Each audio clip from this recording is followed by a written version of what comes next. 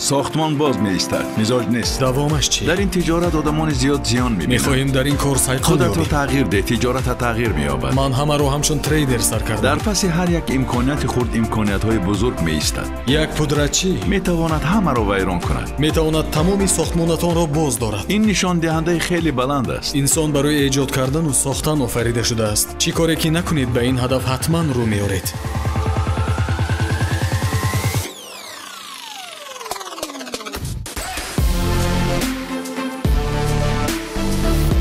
شهری استانه، پایتختی قزاقستان، اهالیش 1,300,000 نفر. اقتصادیات، سودا، نقلیات، علاقه و ساختمان. استحصال مصالح ساختمان و خوراک و نوشاکه. سلام دوستان عزیز، شنوندگان و شاگردان محترم ما. حالا ما در آستانه هستیم. میخواهم شما را با یکی از بهترین شاگردانم شناس کنم. من با او فخر میکنم. این احمد است. او مثلی که هم شاگرد، هم شریک و هم دادرم است. حالا میخواهم بعضی چیزها را درباره تجربه ها و تجارت او بگویم. ما چند سال باز با هم شناسیم احمد؟ از سال 2017. از سال 2017 تا امروز 5 سال است که با هم شناسیم. با فکرم شما همون وقت در اکتا و در مینی مستر کلاس من بله، بودید. بله. یعنی اینقدر سال باز همدیگر را خوب میدانیم و میشناسیم. احمد در بسیار درس‌های من اشتراک کرده است و در گروه شاگردان فردی تحصیل میکند و در آینده ما میخواهیم بسیار کارهای دیگر را عملی کنیم. من میخواهم که شما احمد از تجربه‌های خود قصه کنید. مرحمت بینندگان عزیز، شما گوش کنید. بعد شهرهای خود را نویسید که شما از این صحبت‌های ما چی فایده گرفتید. فکرهایتان را در کامنتر نویسید. برای ما خیلی مهم است تا اینکه در آینده ما توانیم به بسیار سوال‌های شما جواب دهیم. احمد عزیزم، اوپن دیولپمنت یکی از سمت‌های تجارتی شماست که با شریکان کار میکنید، درست؟ شما اینجا اساساً همچون سرمایه گذار فعالیت میکنید و یا همچون مدیر؟ من اساساً همچون سرمایه گذار کار میکنم، ولی در اداره کنی هم کمک میرسونم. فهما، یعنی کمک میرسانید در شورای مدیران، در شورای بله، سرمایه در مجلس ها گذاران و اشتراک غیره. میکنم. آها. در همه مسئله ها شریک هستم. احمد عزیزم، شما چند سال باز تجارت میکنید؟ به فکرم دیر باز. تجارتی اساسی من فروش گندم و غله‌دانه است. بله. دوستان عزیز، میخواهم به سهم شما رسانم که تجارت اساسی احمد فروش غله‌دانگی هاست. او دیر باز با همین کار مشغول است. در اخبزر، درست؟ بله، اصلا ما از همه حدودهای قزاقستان این محصولات رو میخریم. میخرید و اساسا از ولایت‌های شمالی. یعنی اگر خطا نکنم از ولایت از اکمالینسک. قزاقستان شمالی، از اکمالینسک، از ولایت کاستانایسک. اساساً به کجا اکسپورت میکنید؟ اساسا به ازبکستان اکسپورت میکنیم.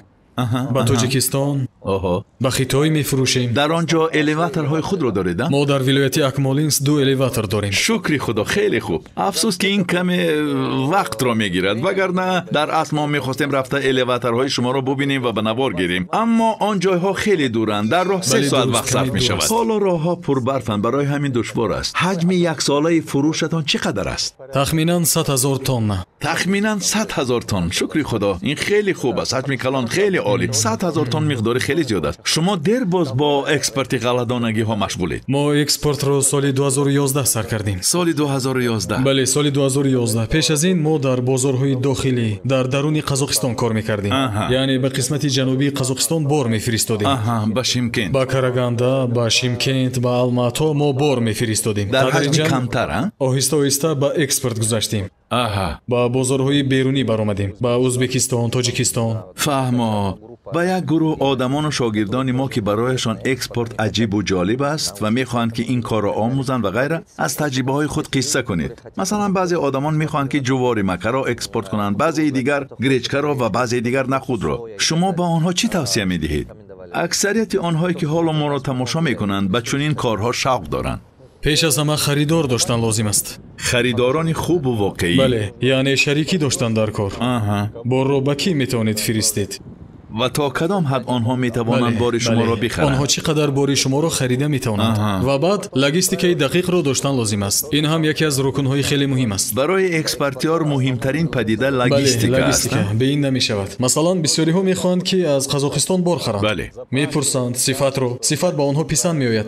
مقداری که میخرند نیز کلان است، ولی وقتی ما لوجستیک رو به حساب میگیریم، یعنی نرخ خیلی ما در این بلند صورت میشود. نمیتونیم به این بازارها برویم. در این کار لوجستیک نقشی خیلی مهم میبازد. برای همین به لوجستیک تماما نمیشود.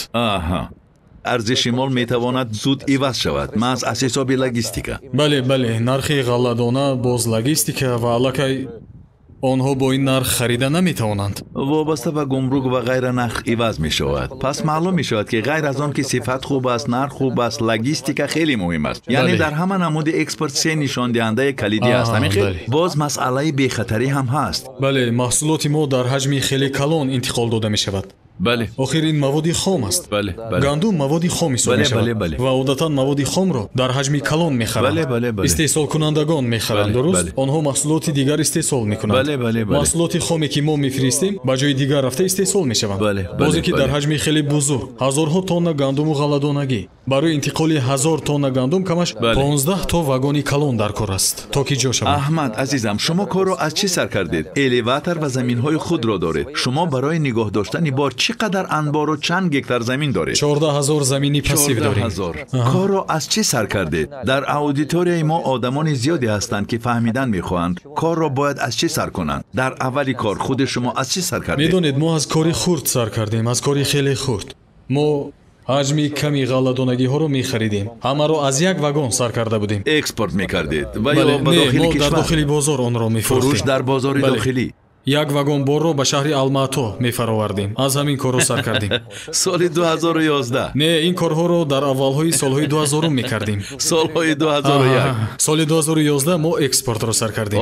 دوستان، من می‌خواهم که شما خوب اهمیت دهید. ببینید، سالهای 2000 و 2001 عموماً در همان وقت‌ها انتقال بار را به الماتا از یک واگن سر کردند. یعنی به بازارهای داخلی قزاقستان. انا همین سیری خیلی کلان است. آغاز کار از خود. من با آدمان خیلی زیاد عیناً همین چیز رو میفهمونم، چون که بعضی آدمان میخوان که در 2 سال تاجران بزرگ شوند. این غیر واقعی و ناممکن است. معلوم میشود که شما در این راه بیش از 22 سال باز میروید، درست؟ اما تدریجاً دوره به دوره شما حجم فروش بار را بسیار کرده اید و غیره. همیشه تجارت رو از خود سر کنید. هیچگاه قرض نگیرید. هیچگاه کردیت گرفته یک باره تجارت کلان را سر نکنید. این خطاست. به نزدیکی ما در فرغانه بودیم، در ابیکت های اکای اولوغبک، این چونین در شمکین جایهای کاری اکای بدردین رو دیدیم و غیره. محض همین نفرانی که تاجران بزرگ و موفق شدن کار را از خرد سر کردند.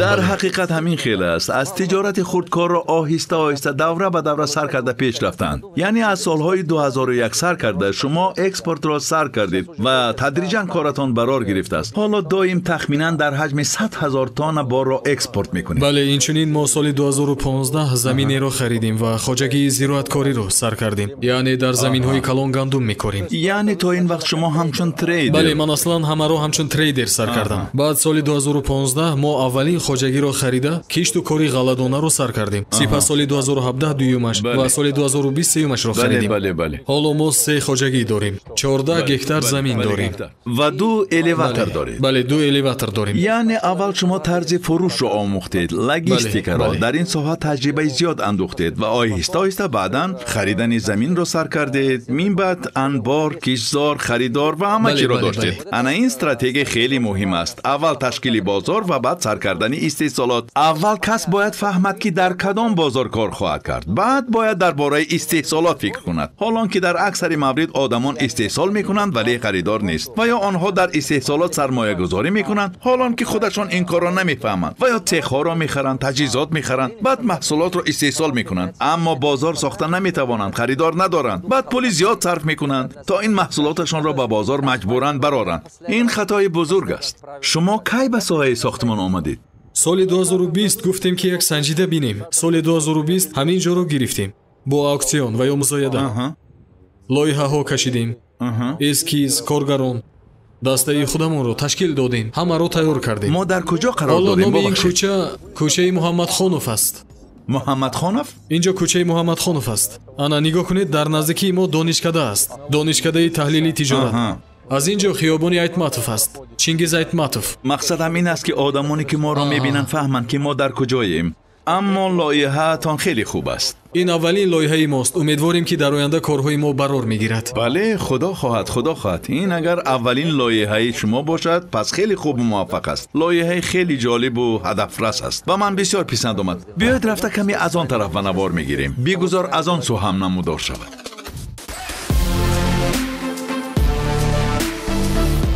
اینجا راهرو، اینجا درآمدگاه. در اینجا باشد ما پارکینگ داریم، توقفگاهی ماشین ها. паркинги хеле калон. Ҳаҷми ин чӣ қадар аст? инҷо ҳудуди паркинг аст. пурра болои ин таваққуфгоҳ ҳавлии кушод аст. фаҳмо. хуб, ҳоло боло баромада мебинем, вале ин паркинг хеле калон аст. Бале, бале. Таваққуфгоҳи фарохи мошинҳо. Дар инҷо чанд мошин аст? Ман мебинам ки дар инҷо то 160 мошинро ҷо кардан мумкин аст. 160 мошин. хеле хуб, бисёр хуб. 160 мошин. мебинам ки хеле калон аст. бисёр паҳновар аст. ин ҷойҳо бошанд, квартираҳо мебошанд. ҳоло мо дар ошёнаи дуюм қарор дорем. инҷо баромадгоҳ ба сӯи саҳни ин биност. Аҳа. шумо фаҳмидед, а? Бале. метавонед ки аз он ошёнаҳо ба паркинг фароед. бале, фаҳмидам. Агар- бо лифт рост ба паркинг фаромадан мумкин аст. хоҳед метавонед ана ҳамин хел рост ба берун бароед.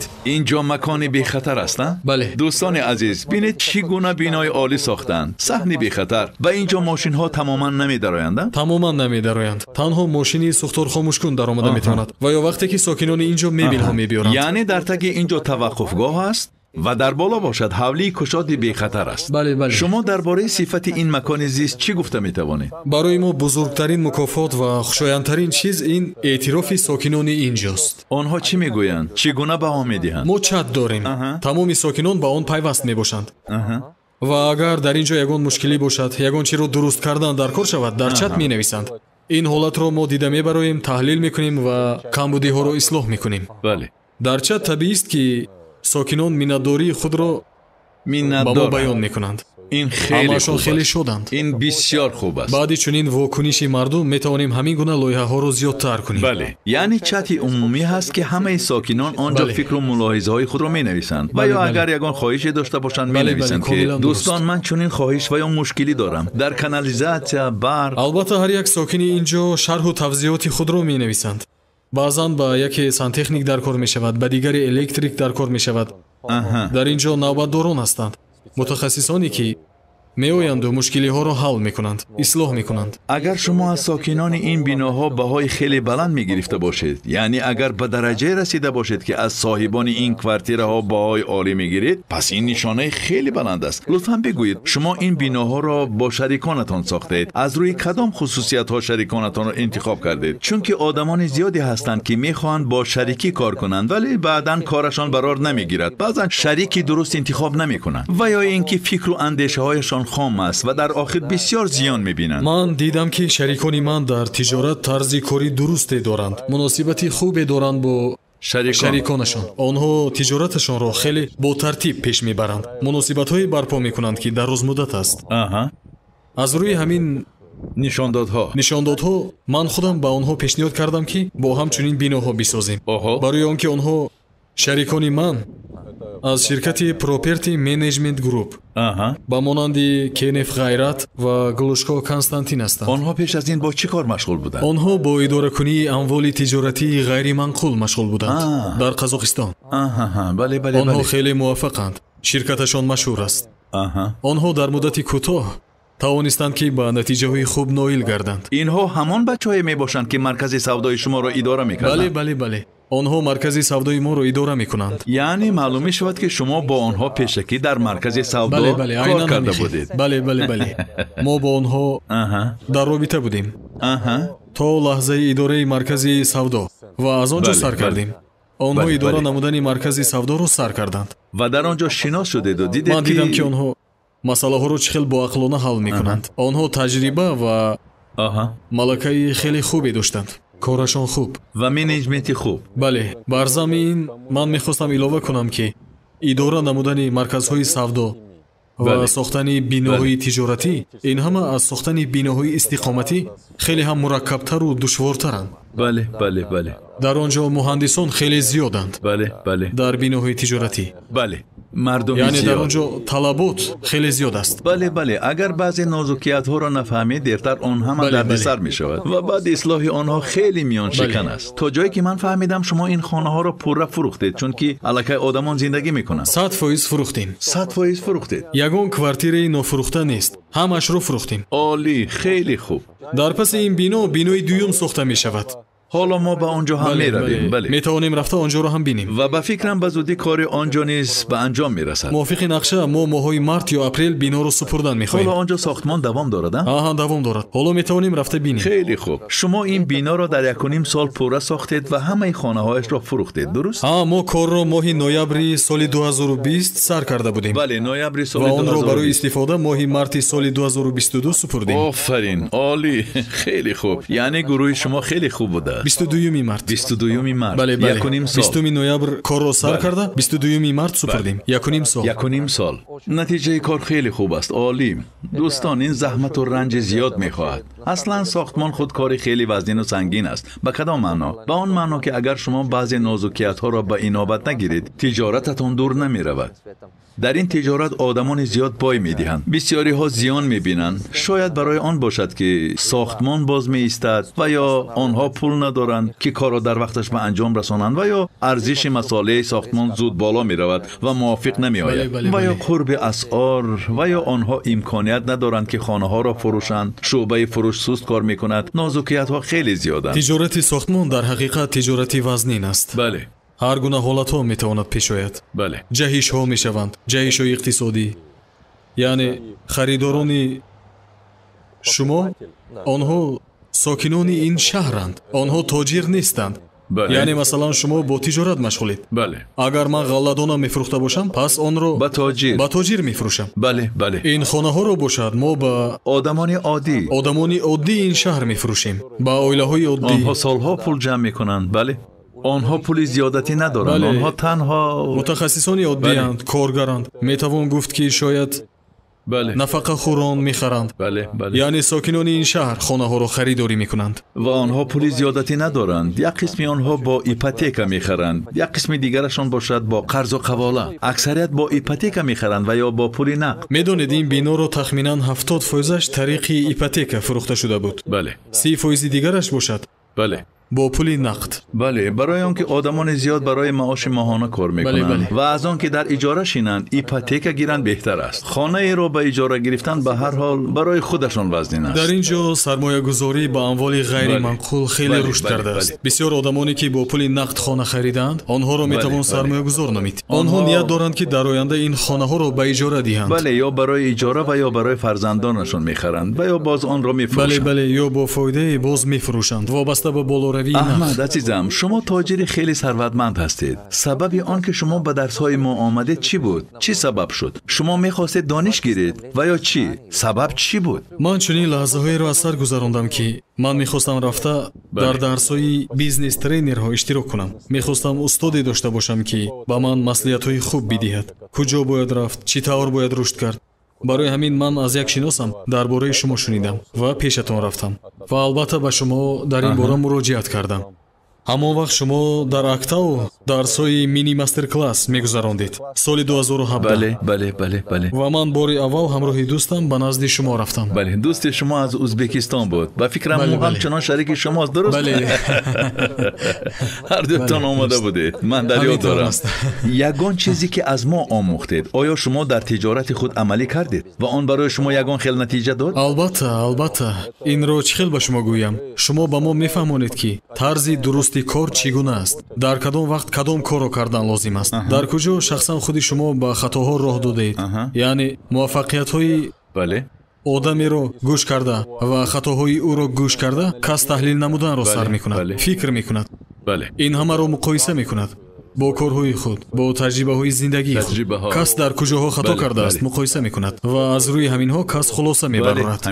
хондан ҳамеша хуб аст ва он ҳамеша натиҷа хоҳад дод, боварӣ дорам. бале, агар онро оқилона ба кор барӣ, он ҳатман натиҷаи хуб медиҳад. бале. хеле хуб, аҳмад. яъне ин дуюмин бинои шумост ки ҳоло сохта истодаед. бале, ин дуюмин лоиҳаи мост ва айни ҳол корҳои фасади бино идома дорад. деворҳо пурра сохта шудаанд. медонед, дар ин лоиҳа мо 157 квартира дорем. 157 квартира. ҳоло фурӯши ин хонаҳо давом дорад? бале. оҳо, хеле олӣ, хеле хуб. шумо ширкати девелопмент чӣ тавр ин корро бунёд кардед? шумо аввал гурӯҳи идоракунанда сохтеду баъд пудратчиро ҷалб кардед. чӣ тавр ин корро кардед? мо нахуст гурӯҳро ташкил кардем. маҳз киҳоро ҷалб кардед? нахуст роҳбари лоиҳаро, баъд сардори қитъаро, прорабҳо, устуҳоро, шӯъбаи таъминот, шӯъбаи техникӣ. Ин дастаи мо худашон бевосита бо пудратчиҳо алоқа доранд. ва баъд алоҳида вайҳоро ҷалб кардед? баъд ташкилотҳои пудратчиро ба кор ҷалб кардем, вобаста ба монолит, бетон, хиштзанӣ, вобаста ба шабакаҳои муҳандисӣ, вобаста ба дару тирезаҳо. Ин ҳамаро пудратчиҳои алоҳида иҷро мекунанд. Ширкати мо кори онҳоро танҳо назорат мекунад, идора мекунад, сифати корро назорат мекунад, материалҳоро ҳисоб мекунад, шӯъбаи техникӣ ҳама масолеҳро ҳисоб мекунад, ҳамаашонро ба рӯйхат медарорад. Вобаста ба корҳои иҷрошуда санадҳо тартиб дода мешаванд. ана ҳамин хел. яъне маълум мешавад ки шумо масъалаи таъминотро ба дӯши худ гирифтед ва дақиқ назорат кардед ва пудратчиро дуруст интихоб кардед. бале, пудратчиро ҳам дуруст интихоб кардан хеле муҳим аст. хеле босифат. хеле дуруст интихоб кардан лозим, чунки мо пудратчиҳоро ҷалб мекунем ва ҳамеша иҷрои корҳои пешина ва ояндаро ба инобат ва мадди назар мегирем. шумо пеш аз интихоби пудратчӣ кори онҳоро чӣ тавр баҳо ба додед? объектҳои онҳо рафта ба мебинем. объектҳое ки кор карданд. ба бино ва сохтмонҳое меравем ки онҳо пеш аз ин кор карданд. гурӯҳи мо ба он ҷо меравад, мепурсад, тафтиш мекунад, месанҷад, бо роҳбари қитъа суҳбат мекунад. онҳо чӣ тавр корро пеш бурданд, чӣ тавр кор карданд, ягон камбудию норасоие буд ва ё ин ки набуд. ба фикрам бо сокинони биноҳо ҳам мепурсанд суҳбат ки оё мекунанд. онҳо корашонро дар вақти муайян шуда иҷро карданд. мо тафтиш мекунем, мепурсем, мефаҳмем. таърихи кори онҳоро пурра таҳқиқ карда мефаҳмед кадом корҳоро карда тавонистанд ё не. чунки медонед, як пудратчӣ метавонад ҳамаро расво кунад. метавонад тамоми сохтмонатонро боз дорад. агар пудратчиро нодуруст интихоб кунед. масалан, агар канализатсияро дар вақташ насозанд, пас корҳои ояндаро Хеле кардан тамоман номумкин мешавад. ягон кори дигарро қариб ки карда намешавад. тирезаҳо набошанд, ба хонаҳо оби гармро гузарондан номумкин мешавад. дуруст? бале. ин занҷир бояд пайи ҳам кор кунад, дақиқ бояд бо бошад, ҳам мувофиқ бошад, бехато. хуб кор бале, кунад, дуруст. ҳамеша. бояд ки ҳеҷ гуна Доимо. камбудие набошад.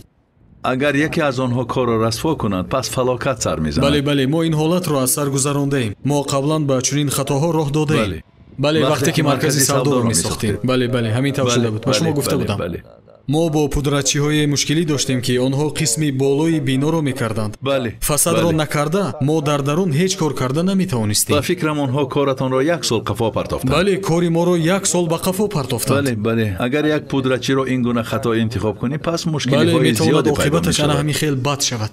мебинед дӯстон, интихоби пудратчӣ ва бунёди системаи таъминот, системаи дурусти назорат ва ғайра чӣ қадар нақши калон ва муҳим мебозидааст. дар сохтмон якчанд чизҳои хеле муҳим. ин дар вақташ назорат кардани масоилаи сохтмон, то ки дар вақташ таъмин шавад, сохтмон набояд ки боз истад ва дар вақташ додани маош ва кори муҳандисии олиро иҷро кардан ва инчунин рӯйпӯши биноро дар вақташ иҷро кардан муҳим аст ва дуруст ба кор мондани шӯъбаи фурӯш. ба зудӣ кор дар ин ҷо тамом мешавад. ин чанд ошёна мешавад. ин сохтмони мо каскадни аст, мисли шаршара. биноҳои атроф 7 ошёна мешаванд, биноҳои байн 9 ошёна мешаванд ва қисми кунҷӣ ва марказӣ 12 ошёна мешаванд. ана ин хел мешавад. фаҳмидам. хеле хуб. баъди ин бо сохтани дигар биноҳоро давом медиҳед, дуруст? ин яке аз самтҳои мо дар коратон нақша мешавад. дорем ки оянда боз ҳам бештар рушд кунем. офарин, хеле хуб. мо аллакай дар давоми ин кӯча ҷоеро гирифтаем барои сохтмон. аллакай қитъаи дигарро мо гирифтаед. қитъаеро гирифтем, аллакай гирифтем. шумо биноҳоро сохта месупоред ва тамом ва ё онро давоми хизматрасонӣ низ пайгирӣ мекунед? дар аввалин лоиҳаамон мо ширкати хизматрасонии худро бунёд кардем. дар оянда тамоми биноҳое ки мо месозем ба онҳо хизмат мерасонад. барои он ки худамон мехоҳем ки дар ин кор хуб сайқал ёфта доимӣ кор кунем, яъне тамоми биноҳои сохтаамонро нигоҳ кунем. бале, дуруст. бале, мо мехоҳем назорат кунем, чунки ин омили хеле муҳим ба шумор меравад. бале. бисёр ширкатҳо хонаҳоро сохта ба КСК месупоранд. КСК тибқи таъбаш онро идора мекунад. ба таври худ. бале, ба таври худ. хизматрасониҳо бошад хеле суст мешаванд. бале. вақте ки хизматрасонӣ суст бошад, ҳамаи сокинон доим норозӣ мешаванд. душвориҳои гуногун ва зиёд пайдо мешаванд. бисёр тарафҳои манфӣ пайдо мешаванд. барои ҳамин мо мехоҳем барои биноҳои худамон хизматрасонӣ кунем. вақте ки шумо бренд месозед, ана ҳамин аст бачаҳо. ана ҳамин аст вақте шумо мехоҳед бренд созед. вақте ки мехоҳед бренд созед, вақте маҳсулоти асосиро мефурӯшед, шумо коре мекунед ки дар оянда истеъмолкунанда аз маҳсулоти шумо зиён набинад. дар оянда ин ба ӯ боз дар кор мешавад. барои ҳамин ман ҳоло саҳни бехатарро дидам. یگان کسی بیگانه در آمده نمیتواند. همش خیلی عاقلانه به نقشه گرفته شده است. همه این مکانیزم و ساختارش این خیلی مهم است. مهم نیست که شما تجارت ساختمان میکنید یا تجارت دیگر. اگر تکنیک میفروشید پس حتما باید مرکز خدمت رسانی تکنیکی داشته باشید. آن باید کفالت را تامین کند. اگر شما با ساختمان مشغولید، اگر شرکت خودتان در خدمت رسانی مشغول باشد، به فکرم آن را گژخ یا ژک مینامند، حالا دقیق نمیدانم، آن باید همراهی کند تا که ساکنان به چیز احتیاج پیدا نکنند. باید کاری کرد که ساکنان تماما کم بوده نداشته باشند. در همه گونه تجارت همین خیلی است. بیاید مرکز تجارتی می رویم. اینجا خنک است. رفتیم. اینجا در واقع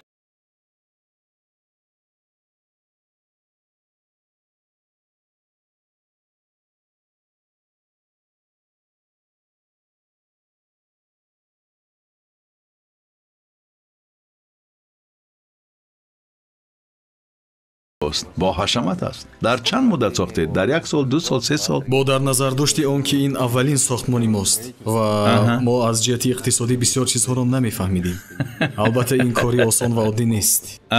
мо онро давоми 3 сол сохтем. 3 سال. دوامی 3 سال ساختید. خیلی هم عجیب. این چند کوادرات است؟ инҷо 5600 квадрат аст. 5600 کвадрат رو در 3 سال ساختید. در آنجا باشد مجموعه اهالی بیش از 20000 کвадрат. بیش از 20000 کвадрат رو در 1.5 سال ساختید. این چی معنی دارد؟ در آنجا ابیکت شما از اینجا قریب 4 مراتب کلانتر است، ولی آنجا را در 1.5 سال و اینجا را در 3 سال ساختید، چون که اولین تجربه شما بود. بله، اولین تجربه ما بود. اولین تجربه همیشه مرکب، خیلی خطرناک و پر از خطاهاست. وقتی که اولین بار تجربه می‌کنیم به خطاهای زیاد راه میدی. خلاص اولین تجربه همین خیلی است. در این لایحه ما تجربه‌های زیاد انداختیم.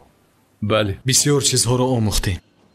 بله، نگاه کنید. من در حیات خودم یک چیزی مهم رو حس کردم. من حس کردم که در پس هر امکانات خرد امکانات‌های کلان می‌ایستد. مثلا شما این کار را سر کردید، معلوم می‌شود که زمینی داشتید و بعد مرکز سودا را بنیاد نمودید. سپس در این اساس شما درباره اموال غیر منقول پیوسته تجربه بیشتر پیدا کردید و بعد دیگر کارها. بله، برای من علام‌آور بود که این تجربه رو همینطور پرتویم، استفاده نبرم. راست گپ من تجربه زیادی انداختم و فکر کردم که باید دوام دهم، زیرا این تجربه انداخته شده رو میتوان در آینده عملی کرد. یعنی من اکنون دقیق میدانستم که کدام خطاها رو باید تکرار نکنم و باز کدام کارهای نادرست رو از سر نو نکنم.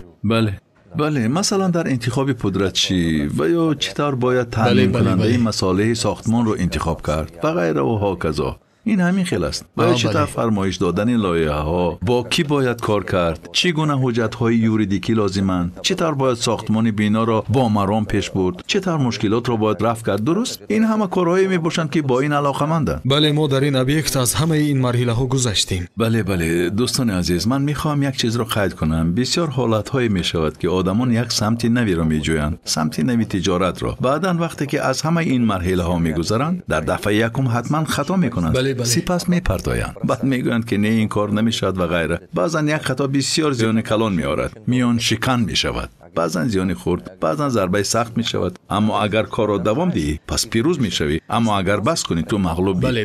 بس کردن ایستادن لازم نیست. تنها این خطاها را به اینابت گرفته قدم آینده را درست گذاشتن لازم است. آنگاه کار خوب میشود. من در یاد دارم وقتی که شما آن را تمام کردید به انجام رساندید و چون ما وا خوردیم اون وقت اینجا ساخته نشده بود. شما گفته بودید که اینجا کاملا کشاده باقی مانده است. بعد به فکرم همان وقت شما دیگر شرکت را انتخاب کرده بودید. دیگر مجبور شدیم که با دیگر پودرچی همکاری کنیم برای به انجام رسانیدن کارهای بیرونی بنا. بله و بعد در یاد دارم که ما همراه مصلحت کردیم و همان شرکتی را انتخاب کردیم که آن را اداره میکند. بله، شما مصلحت داده گفته بودید که آن را به دوش شرکت اداره کننده سپارید. سپس آن را خودتان اداره کنید. برای آن که شما تماما به دیگر تجارت مشغول بودید و من نشسته فکر کردم اگر شما این کار را گیرید پس این وقت شما را زیاد میگیرد. وقتی خیلی زیاد میگیرد. و در گمان است که شما آن را پر درست اجرا میکنید.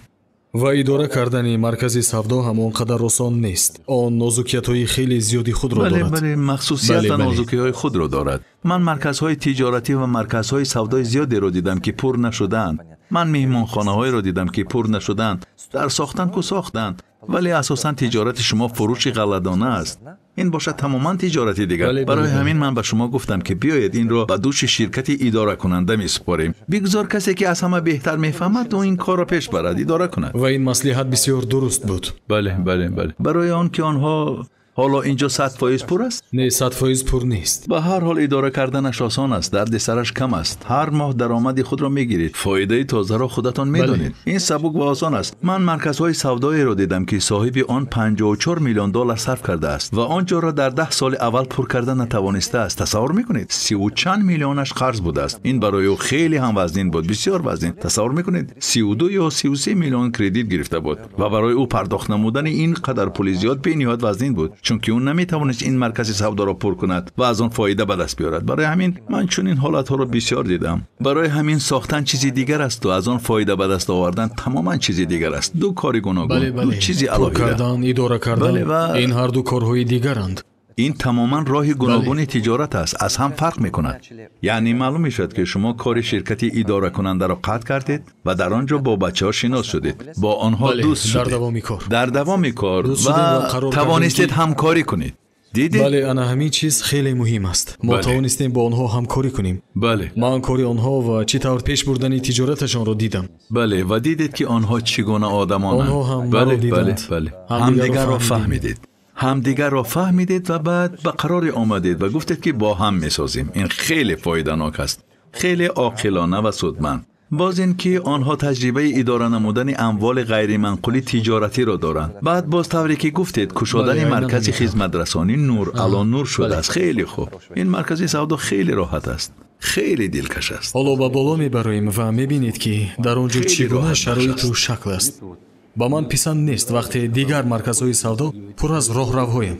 اینجا باشد کвадрат است و تالارهای اینجا آنگونه نیست و هر یک بخش 4 офис دارد.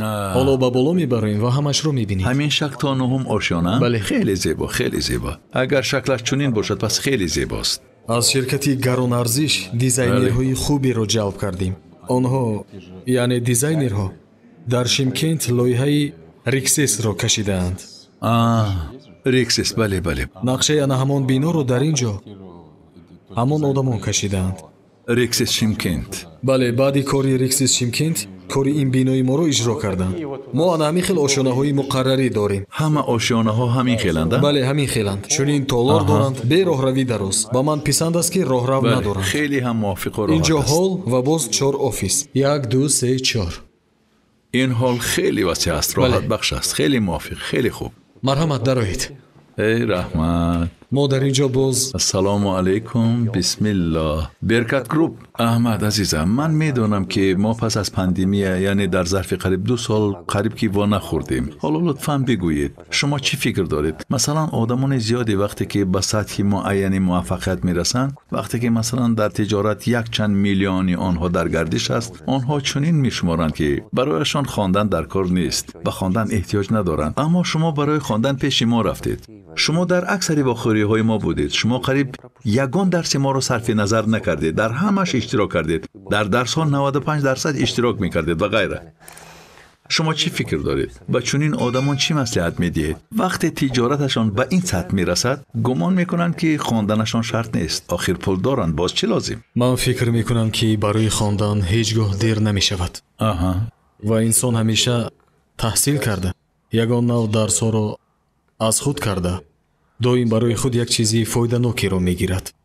اگر او جوید کوشش کند. بله. یعنی من فکر میکنم آدمی که به سطح معینی موفقیت رسیده است، او چنین فکر نمی کند که من به این سطح رسیدم و به من چیزی در کار نیست. بله. یعنی اون کسی که راهی معینی رو گذشته است، او همیشه احتیاج به دانش خواهد داشت برای رشد آینده، برای رشد و انکشاف آینده. بله. برای رشد آینده باشد دانش و علم و فهمش لازم است.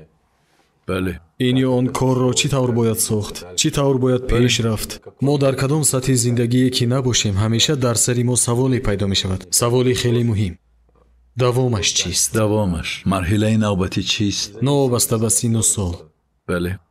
برای آنکه انسان برای ساختن، ایجاد کردن، رشد یافتن آفریده شده است. بله. یعنی اگر شما در این راه تجارت باشید، پس همیشه چنین سوال در سر شما پیدا می شود. минбаъд бояд чӣ кор кард, чӣ гуна нақшаҳо бояд тартиб дод, чӣ тавр бояд инкишоф ёфт, кадом стратегияро бояд пеш гирифт. Барои ба ин саволҳо ба худ ҷавоб додан инсон бояд дониши муайянеро бигирад. охир дониш ба фикри шахсии ман чунин аст. бале дониши нав ба кас нигоҳи нав медиҳад, фаҳмиш медиҳад. фаҳмиши он чӣ ки мекунӣ туро ба воқеият одат мекунонад. ин чизи бисёр муҳим аст, хеле зарур аст. лутфан гӯед, муҳити бачаҳое ки дар маркази мо мехонанд чӣ хел аст? шумо дар он ҷо бачаҳои моро дидед, категорияи одамонро дидаед. одатан муҳит нақши калон мебозад. ман фикр мекунам онҳое ки пеши шумо барои хондан мераванд дар ҳақиқат мехоҳанд ки хуб кор кунанд. онҳо пур аз нерӯянд, яъне одамоне ки дар дарунашон нерӯ надоранд пеши шумо барои хондан намеоянд. ба назди шумо маҳз одамоне меоянд ки дар дил ҳавасу орзу доранд. онҳо илму дониш меҷӯянд, мехоҳанд рушд кунанд, мехоҳанд чизе эҷод кунанд, мехоҳанд тиҷорати худро инкишоф диҳанд. маҳз чунин одамон пеши шумо мераванд. онҳое ки дар дил оташ надоранд, ғайрат надоранд, пеши шумо намераванд. онҳоро ҳазор маҷбур кунед ҳам ҳеҷ гоҳ пеши шумо намераванд. бале дар ҳақиқат чунин аст. ба маркази мо одамоне меоянд ки дар дил орзу, ҳавас ва оташе доранд. онҳое меоянд ки ба худ боварӣ доранд, одамони бо ғайрат. онҳо арзиш ва фаҳмишҳои баланди динӣ доранд ва онҳо мефаҳманд ки дар зиндагӣ кас бояд пайваста рушд кунанд ва то ҳадди имкон бештар хубӣ кунанд. чунин одамон зиёданд ва аксарияти шогирдони мо ба корҳои хайр машғуланд. бисёр шогирдони мо дар самтҳои гуногуни хайру эҳсон корҳои хуберо ба анҷом мерасонанд. онҳо роҳҳо бунёд мекунанд, ба ҷойҳои беоб хати об мекашанд, масҷидҳо месозанд. ба фикрам шумо ҳам ҳамин сол масҷид сохтеда? бале, дар шаҳре ки ман зода шуда ба воя расидам, дар шаҳри Атбасар, вилояти Акмолинск. ба фикрам шумо корро ҳамин сол тамом кардед ё тамом накардед? не, ҳоло сохтмони он давом дорад. сохтмон давом дорад. айни ҳол сохтмон давом дорад. он масҷид қаблан буд. он каме кӯҳна шуда буд.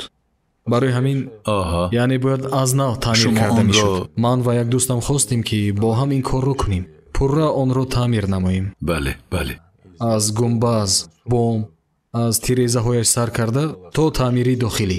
офарин. яъне таъмири пурра. яъне маълум мешавад ки шумо онро пурра навсозӣ кардед. бале, мо то ба деворҳояш онро навсозӣ мекунем. машаллоҳ. ҳатто масҷидро каме баландтар мекунем. 2 метр. бомашро нав кардем. машаллоҳ. гумбазаш дар шакли нави замонавӣ хеле зебо ва пурҳашамат хоҳад буд.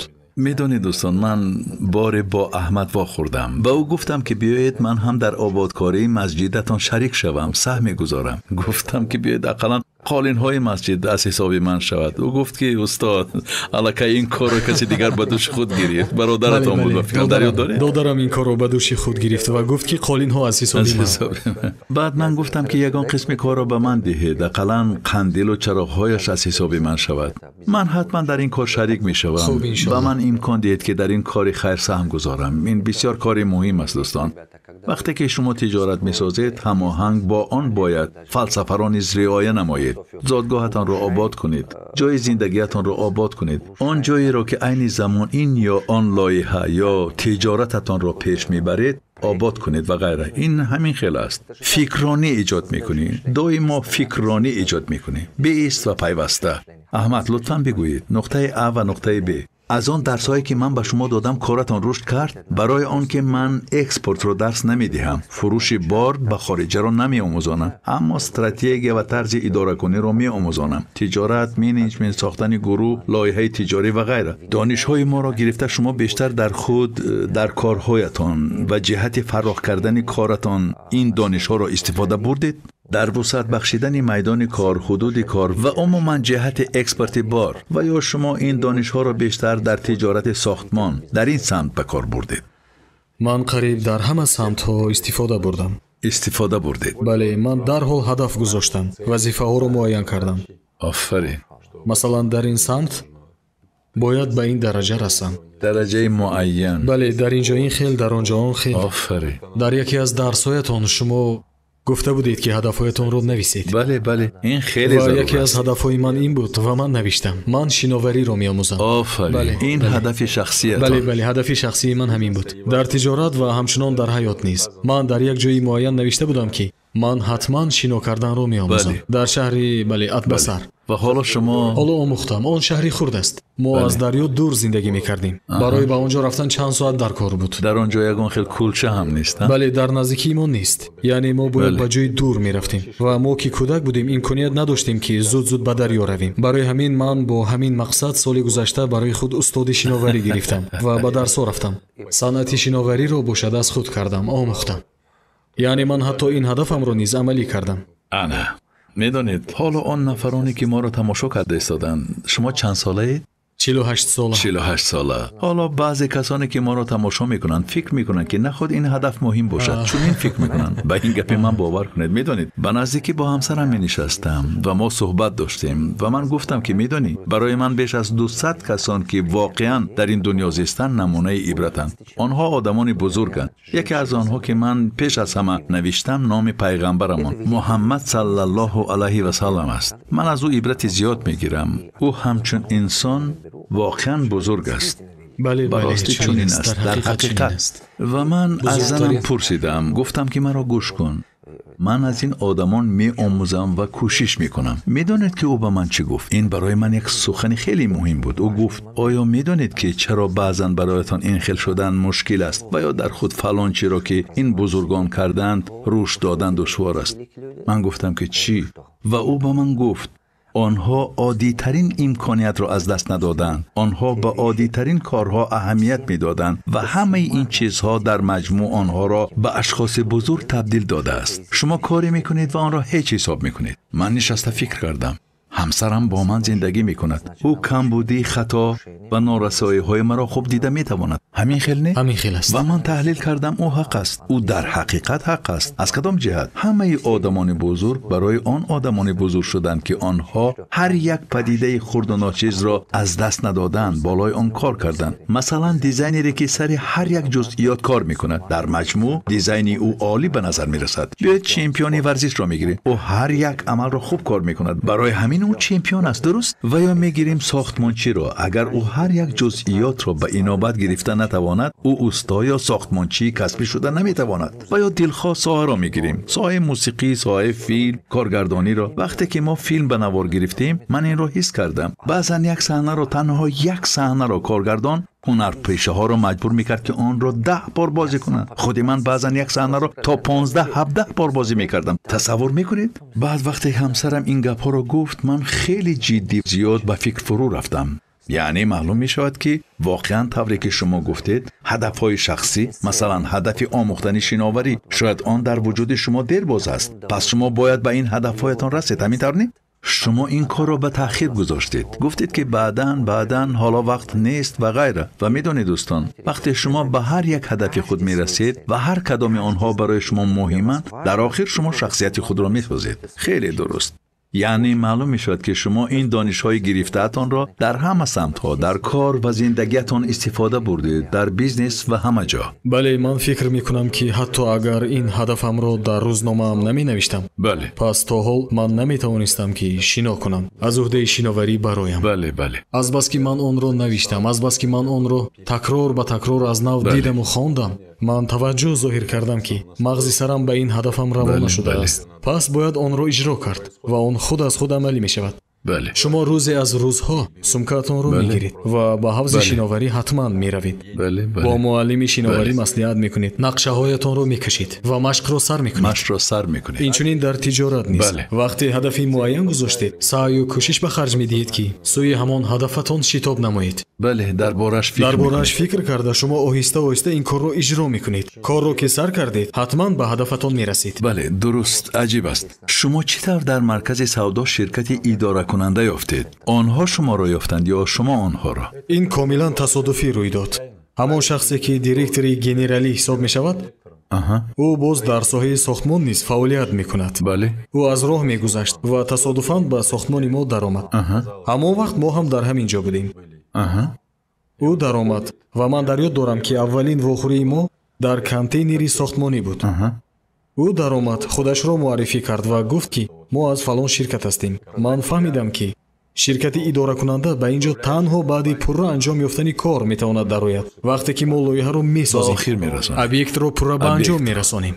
وقتی این پورا تیار میشود، ӯ дар вақти бисёр мувофиқу дар корӣ омад. ҳанӯз сохтмон идома дошт. бале, сохтмон идома дошт. онҳо аллакай таҷрибадор буданд дар соҳаи амволи ғайриманқул.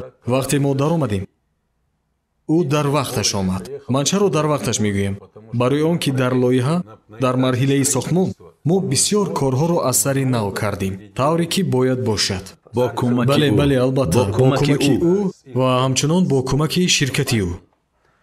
нигоҳи нав. мо дар ин кор таҷриба надорем. онҳо бошанд аллакай идора мекунанд. онҳо медонанд ки баъдан аснои идораи бале, он чӣ гуна бале, мушкилиҳо бале, пайдо дуруст. мешаванд. Айнан сохтмонро ҳамин ку тавр. месозӣ, вале Айнан баъд ҳамин хел аст. Бале, маҷбур дуруст. мешавӣ мо ки ҳамаро фаҳмишӣ аз нав надоштем, кунӣ. яъне айнан дар вақти зарурӣ онҳо омаданд. ман дар ёд дорам шумо ба назди ман омадед ва гуфтед ки устод ана ҳамин хел як ширкат пайдо шудааст, пешниҳодоташ ана ин гуна аст. боз ман дар ёд дорам ки баъд мо се кас бо ҳамдигар гуфтушунид карда будем. яке аз онҳо бо мо маслиҳат карда буд. дар ёд дорам ин тариқи интернет буд ё скайп гуфтушунид карда будем. мо бо ҳам суҳбату машварат карда будем. баъд ман ба шумо гуфтам ки олӣ, бо ҳамин бачаҳо корро сар кунед. бале, бале, бале, онҳо дар Бале. марҳилаи сохтмон пайдо шуданд ва маҳз дар давраи сохтмон, дар давраи Бале. анҷомёбии сохтмон бисёр дар гапҳои зиёде тамоми буданд. объект онҳо бо шумо буданд, бале, муҳандисонашон бо бале, шумо бале, буданд. муҳандисонашон Бале. буданд.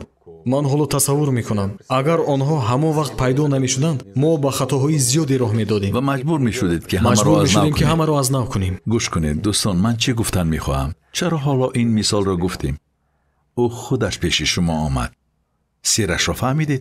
сираш дар он аст ки вақте инсон дар болои худ кор карданро сар мекунад, вақте ту омодаӣ, он гоҳ қонуни магнетизм кор мекунад. تو آدمانی را به خود میکشی که مثل خودت هستند. تو انکشاف یافتن میگیری و به حیات تو آدمان لازمه وارد شدن میگیرن. همین قانون واقعا کار میکند. من حس کردم که تا خودم متخصص کسبی نشدم، متخصصان کسبی به من اهمیت نمیدادن، پیشم نمی اومدن. حتی کارمندانم که من به آنها معاش میدادم کار کردن نمیخواستند، میرفتند. دوستان عزیز، در یاد گیرید، خودتان را دیگر کنید، تجارتتان دیگر میشود. احمد در بالای خودش کار کرده، خودش را انکشاف داده، حتی عادی ترین هدف ها گذاشته، آهسته آهسته سوی آنها قدم میزد. میبینید به خود آدمانی را جلب کرده است که برایش لازمند. یعنی اول با آنها کارهای اداره کنی را سر کردید، بعد آنها اداره نمودن اینجا را به دوش خود گرفتند. بعد رابطه ها پیدا شدند و شما همکاری را در شرکت ساختمانی حاضرتان باز دوام دادید. یاد دارم که شما چطور قطعه زمین را خریدید. شما گفته بودید که استاد چنین زمین ها هستند، کدامش بهتر؟ حتی در یاد دارم که در طرفهای ایرپورت نیز چنین یک زمینی بود. ما فکر می‌کردیم که خریم یا نخریم. بله، چند واریانت بود. در یاد دارید؟ بله، مهندسی نداشت. آنگاه شما گفتید که در مرحله اول لازم میاد که تست خودمون را سازیم، یا به همین مانند و یا محرک بود. چی بود؟ به مانند دیگ خانه. بله، من در یاد دارم که اول باید آن را ساخت. من این همه را در یاد دارم. بعد همین واریانت رو انتخاب کردیم. اهمیتی دوستان عزیز، من چی گفتن میخوام؟ بخوانید، رشد یابید، امکانیت‌های نو برایتان فراهم می‌آید. خداوند از مقصد و کوشش‌هایتان آگاه است. نیروی کس در غیرتش است، در دانش بی‌عملی او نیست. زیرا آدمان دانشمند هستند که موفق نیستند، چون که طرز کارشان نادرست است. نیروی انسان در مقصد و نیت اوست، نه در پول، نه در دارایی، نه در حاکمیت، چون که این همه به دست می‌آیند و باز از دست می‌روند. ولی مقصدی که شما دارید خدا کند که پاک و نیک باشد. آنگاه خداوند نعمت‌هایش را ارزانی می‌دارد، امکانیت‌های بزرگی می‌دهد. می‌خواهم به شما یک قصه غیر عادی را نقل کنم. این حادثه را من و احمد در یک طرفخانه اثر گذراندیم. من این حادثه را بعضا در ترینینگ‌هایم نقل می‌کنم. من در اینجا طرفخانه داشتم. احمد را دعوت کردم. او آمد و ما نشستیم. خوراکی نصف روزی خوردیم و شما با یک دوستتان آمده بودید. بله، با واحد بودید. بله، با واحد. من رفتم و نماز خواندم. سپس برگشتم. آنجا پیش خدمت بود و در دستش وی بود. چک، کویتانسیا. من از او پرسیدم. من دیدم که شما کجای رفتید. به شما زنگ زدم، گفتید که استاد به من زنگ زدن، حالا من برآمدم و دیرتر می آیم بعد 2 ساعت. در یاد دارم میبینم که پیش خدمت ایستاده است. در دستانش باشد چک، کویتانسیا. من پرسیدم که تو با آنها حساب رو دادی؟ او گفت که بله. پرسیدم که آنها پرداخت کردن؟ او گفت که بله.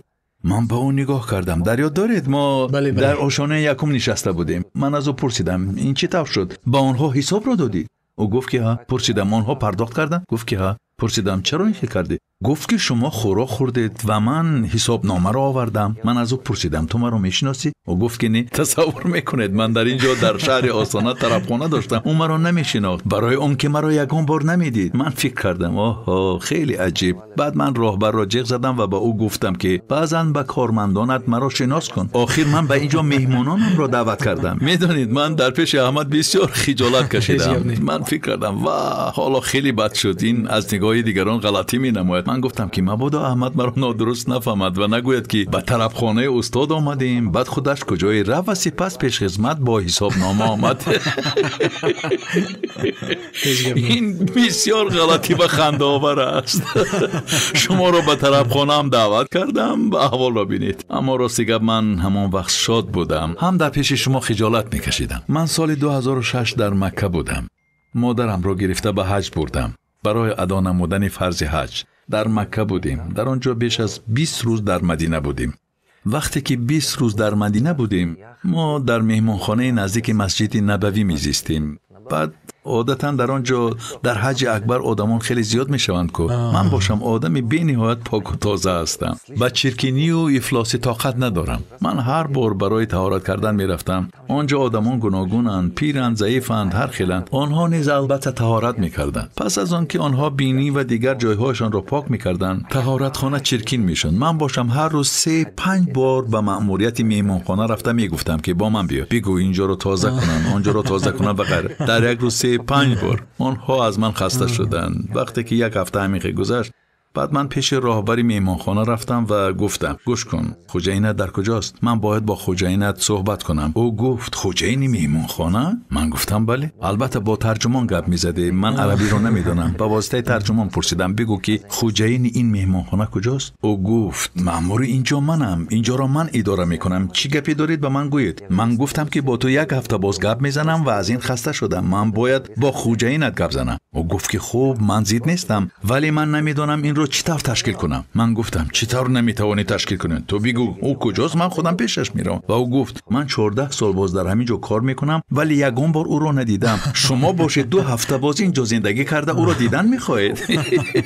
این گپ در مغز سرم نقش بست. سال 2006 من گفتم انا آدمان چطور تجارت میکنند؟ این آدم 14 سال باز کار میکند و خوجینش رو نمیداند، او را حتی یک بار هم ندیده است. من فکر کردم تجارت چطور درست ساخته شده است. فهمیدم گروهی تو کار میکند، سیستمی تو کار میکند و کارها پیش میروند. احتمال آن خوجین به اینجا بعضا میآید و یا شاید آدمانش میآیند برای نظارت کردن سیستم کاری. من همون وقت چون این تجارت رو آرزو میکردم. برای همین وقتی که پیش خدمت مرا نشناخت، از یک طرف شاد شدم و گفتم که شکر خدا من از عهده چنین کار برآمدم، کاری که بی من پیش میرود. از طرف دیگر من خیلی خجل و غمگین شدم که پیش شما عیب شد. احمد لطفاً بگویید سما برای شما چیست؟ من این سوال را به همه شاگردانم دادم و هر کدام به طور دیگر جواب می‌دهد. این در حقیقت عالی و جالب است. می‌بینید دوستان، من به همه اون نفرانی که سیستم ما را می‌دانند، کار ما را از داخل می‌دانند، این سوال را می‌دهم. شما نیز در بسیار درس‌های من بودید و مکتب ما سما برای شما چیست؟ برای من مرکز آموزشی سما مکانی علم است. مکانی که دایر به تجارت، علم و دانش می‌دهد. یعنی انسانی که با تجارت مشغول است، اینچنین کسی که نو سر می‌کند، من فکر می‌کنم که برای چنین آدمان مرکز آموزشی سما علم می‌دهد و این خیلی فایده‌ناک است. خیلی ضرور است، درست؟ خیلی ضرور است که درس‌های شما را خوانند. اینچنین در سمینارهای ما اشتراک کنند تا به خطاهای زیاد راه ندهند. ماستر کلاس‌های خرد، ماستر کلاس‌های کلان، یعنی باید که خوانند، آموزش را سر کنند.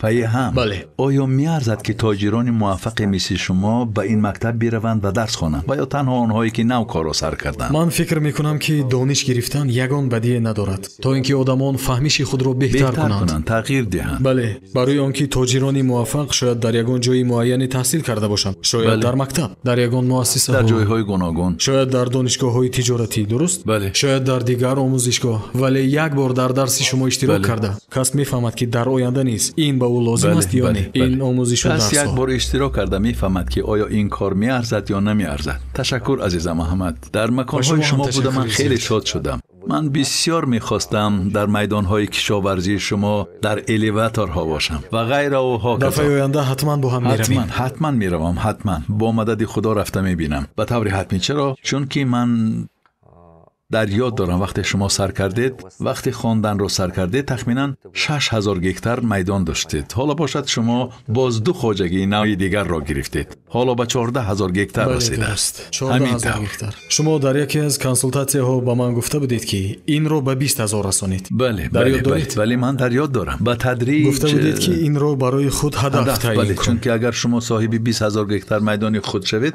شما در بازار خیلی مستحکم میشوید، خیلی استوار میگردید. و بعد من در یاد دارم که همان وقت حجم تخمینا دیدید، من چون این لحظه ها رو فراموش نمی کنم، زیرا وقتی کس فکر می کند، اندیشه می کند درباره مسئله ها، وضعیت تجارت، حال شاگردان عالی ابدا در یاد می ماند. بعد وقتی که ما کار رو سر کردیم وای بود تخمینا 67000 تن بارو شما اکسپورت میکردید. به فکرم همین خیل بود. بله تخمینا همین خیل بود. حد اقلش طوری که گفته بودی تقریبا سالهای 2015 40000 تن بود، بعد به 60000 رسید، بعد تا 110,000 تن رسید. آخران بار در یاد دارم شما به من گفته بودید که استاد به 110,000 رساندیم. این عالی است. بله بودن وقتایی که ما تا 110,000 تن بارو اکسپورت میکردیم. بله من این رو در یاد دارم. شکر که در خاطر دارم. باز میدانید یک چیز خوب در یادم مانده است. همان روزی که ما نشستیم و با بچه‌ها مسئله مسجد را نقل کردیم، احمد یک گپی مهمی گفت. این ابدا در یادم مانده است. شما گفته بودید ما دو کس یک جای با هم تعمیر و از نوسازی مسجد را سر کردیم. گفتید در تمام حدود ادبسر حاصل بلند و زیادترین را ما به دست آوردیم. گفته بودید یعنی شما حاصل خوب گرفتید. گفته بودید که دیگران اینقدر حاصل گرفتن، ما باشیم آنقدر. این رو در یاد دارید؟ بله من شوق پیدا کرده دانستن خواسته بودم. آن دوستم که در این لایحه شریکم است، او هم حاصل خیلی خوبی به دست آورده بود. بله. و ما از آن دیگران رو هم پرسیدیم. اکثریت این خیل حاصل نگرفته بودند. از آن ما خیلی خوب بود، از آن دیگران کم، خیلی کمتر. دیدید وقتی که شما دادن و بخشیدن رو سر میکنید، کاری خیر میکنید، به خاطر خداوند میدهید و برای منفعت مردم خراجات میکنید، آنگاه خداوند به شما بیشتر و بیشتر میدهد. درست. این خیلی هم خوب است دوستان. این یک نمونه واقعی است.